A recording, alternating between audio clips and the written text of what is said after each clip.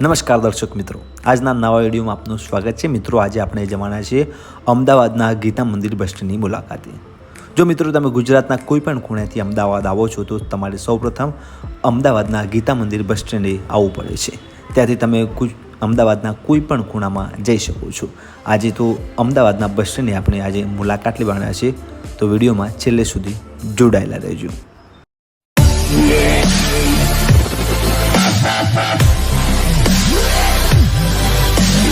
તો મિત્રો, આ છે આપણા અમદાવાદનું ગીતા મંદિરનું બસ સ્ટેન્ડનું બિલ્ડિંગ. કંઈક આ પ્રકારે તમને જોવા મળશે અને અહીં તમને ઘણી બધી રિક્ષાઓ પણ જોવા મળશે. જો તમે અહીં આવ્યા છો અથવા તમે અમદાવાદમાં આવ્યા છો અને બીજી કોઈ જગ્યાએ તમારે જવાનું છે તો તમને ઘણી બધી રિક્ષાઓ મળી જશે.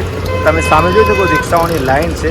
જે રિક્ષાઓ તમને તમારે જ્યાં જવું હોય ત્યાં લઈ જશે અને આખું બિલ્ડિંગ પરિસર આપણે જવાના છે. બસ સ્ટેન્ડ અંદરથી કેવું છે, કઈ કઈ ફેસિલિટી છે અંદર, તે પણ હું તમને આ વિડીયોમાં જણાવીશ. આ છે ગીતા મંદિર બસ સ્ટેન્ડનો મુખ્ય પ્રવેશ દ્વાર. અહીંયાથી બસો એન્ટ્રી મારે છે અને આ મુખ્ય પ્રવેશ દ્વારથી આપણે અંદર આવી ગયા છે અને અંદરથી કંઈક જીએસઆરટીસી અમદાવાદનું ગીતા મંદિર બસ સ્ટેન્ડ કંઈક આ પ્રકારે જોઈ શકાય. તમે સામે બોર્ડ પણ જોવો છો જીએસઆરટીસી. અને હવે હું તમને અંદર બસ સ્ટેન્ડમાં લઈ જઈશ. કેવું છે બસ સ્ટેન્ડ, શું ફેસિલિટી છે તે પણ આપણે જોઈએ. જેવા તમે બસ સ્ટેન્ડની અંદર એન્ટ્રી મારશો તમને અલગ અલગ શોપ જોવા મળશે. તમે જોઈ શકો છો મોબાઈલની છે, પછી તમારે કંઈ ખાણીપીણી નાસ્તો લેવો હોય અથવા કોઈ પણ પ્રકારની ખાણીપીણી મોટું હોય એ તમને માર્કેટ જોવા મળશે. જેથી તમે મોબાઈલનો સામાન લેવો હોય, ખાવાની પીણીની કોઈ તમારે નાસ્તો કરવો હોય તો પણ તમે કરી શકો છો. અલગ અલગ તમને દુકાનો અહીં જોવા મળશે. તો મિત્રો, હવે આપણે બસ સ્ટેન્ડની અંદર જઈશું. બસ સ્ટેન્ડ બહારથી કંઈક આ પ્રકારે જોઈ શકાય છે. તમને આખી બિલ્ડિંગ બતાવી દઉં. બે બાજુ અલગ અલગ બિલ્ડિંગ તમને જોવા મળશે. હવે આપણે બસ સ્ટેન્ડમાં હું અંદર લઈ જઈશ. અંદર કઈ ફેસિલિટી છે તે પણ આપણે જોઈએ. તો આ જગ્યાએથી બસ સ્ટેન્ડની અંદર જવાય છે, જ્યાં બસો ઊભી રહે છે. ત્યાં તમે જોઈ શકો અંદર એન્ટ્રી મળે તે પહેલાં તમને ચા લેવો હોય, નાસ્તો લેવો હોય તે પણ તમને જો મોબાઈલનો સામાન જોઈતો હોય, મોબાઈલના કવર જોઈતા હોય, પછી નમકીન જોઈએ, ફરસાણ જોઈતું હોય તો ગુરુ નાનક ફરસાણ અને નમકીનની શોપ પણ તમને અહીં જોવા મળશે. જ્યાંથી તમે નાસ્તો, જો દૂરની મુસાફરી કરવા માગતા હોય, જવાના હોય તો તમને આ નાસ્તો ઉપયોગી થશે, જેથી તમે અહીં ખરીદી કરી શકો છો. હવે હું તમને અંદર પણ આખું બસ સ્ટેન્ડ પણ બતાવીશ.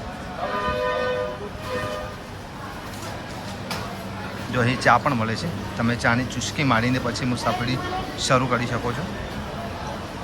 મિત્રો, આપણે ગીતા મંદિર બસ સ્ટેન્ડની અંદર આવી ગયા છે.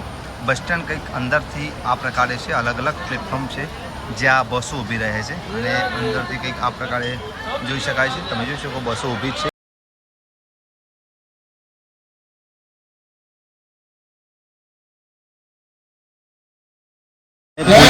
જ્યાંથી તમે પૂછપરછ કરી શકો છો. કહી શકાય કે તમે ત્યાંથી પૂછપરછ કરીને તમારી જે જગ્યાએ જવું હોય તે જગ્યાએ જઈ શકો. સામે પૂછપરછ મારી છે. રાજ્યોમાં જવા માટે પણ તમે અહીં પૂછપરછ કરી શકો. રાજસ્થાન જવું, મહારાષ્ટ્ર જવું હોય, અન્ય કોઈ રાજ્યમાં જવું હોય તો તમારે અહીંથી પૂછપરછ કરી શકો. પીવા માટે ઠંડા પાણીની પણ વ્યવસ્થા છે, તો તમે પાણી પી શકો છો બગાડ ના કરતા.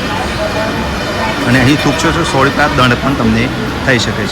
જો બસ સ્ટેન્ડની અંદર આવ્યા છો અને જો તમે બાઇક લાવ્યા છો અથવા કંઈ તમારી જોડે ફોર વ્હીલ છે તો એ પાર્કિંગ માટે વ્યવસ્થા છે. નીચેની તરફ પાર્કિંગની વ્યવસ્થા છે ભોયડામાં.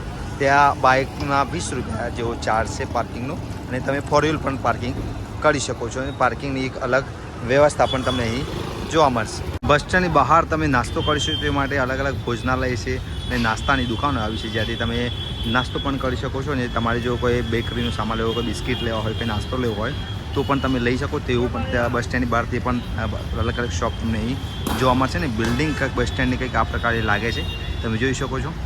બસ સ્ટેન્ડની બહાર બેગ લેવી હોય તો બેગની અલગ અલગ દુકાનો આવી છે. તમારે કોઈ સામાન મૂકવા માટે મોટી બેગ જોઈતી હોય, નાની બેગ જોઈતી હોય તો બેગની એ અલગ અલગ શોપ તમને અહીં જોવા મળશે. સાથે સાથે અલગ અલગ જે કંડક્ટરનો લગતો સામાન હોય, મોબાઈલને લગતો કોઈ સામાન હોય જોઈ શકો છો. કવર જોઈતા હોય, ટિકિટ કાપવાના કવર હોય, બીજું સામાન જોઈતું હોય તો પણ તમને મળી જશે. બેગો પણ અલગ અલગ જુદી જુદી પ્રકારના બેગો પણ તમે અહીંથી ખરીદી શકો છો.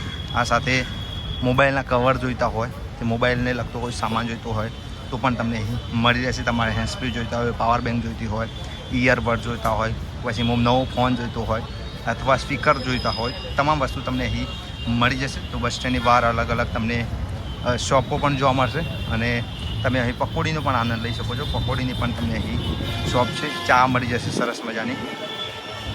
અને આ રીતના આખું બસ સ્ટેન્ડની બહાર અલગ અલગ દુકાનો છે જ્યાંથી તમે ખરીદી કરી શકો છો.